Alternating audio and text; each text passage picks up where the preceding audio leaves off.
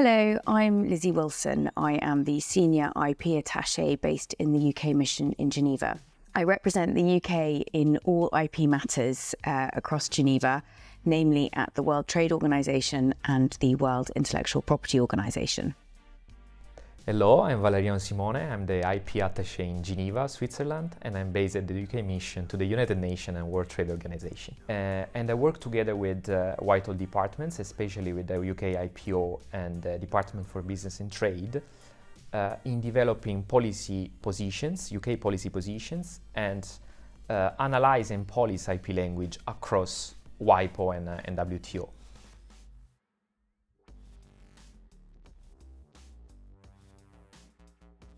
The role of the IP attaché in Geneva is slightly different to the other IP attachés.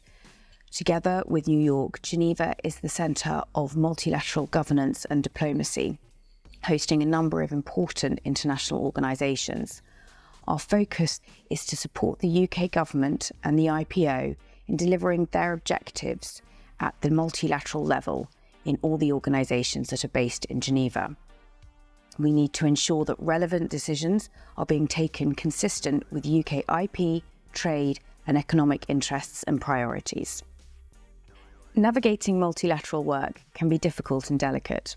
Often the successes we see are the results of months of careful negotiations that culminate in an international treaty or a multilateral agreement. As part of my role, I follow closely all IP-related issues across Geneva International Organization, especially WIPO and WTO. I closely engage with other delegations and the WTO and WIPO Secretariat, as well as civil society and business. Our objective is to maintain and increase the UK influence and leadership across this organization and try to showcase the UK as a global thought leader on intellectual property, to attract global innovation and investments.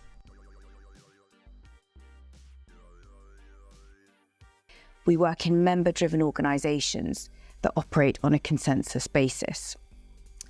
Reaching decisions in consensus is not always simple when you have competing national interests and priorities. A key challenge is striking a balance between having UK positions that allow for flexibility in negotiations whilst avoiding crossing UK red lines. The biggest challenge, I would say, is perhaps to deal with different, if not sometimes opposite position within the broad spectrum of WIPO and WTO membership. What is really challenging is try to make sure that we don't end up with resolution or agreements that threaten to weaken the global IP ecosystem and result also in a damage of our internal UK IP framework. Being on the front line of discussions and negotiations to ensure that the international rules continue to support innovation and research and development is critical.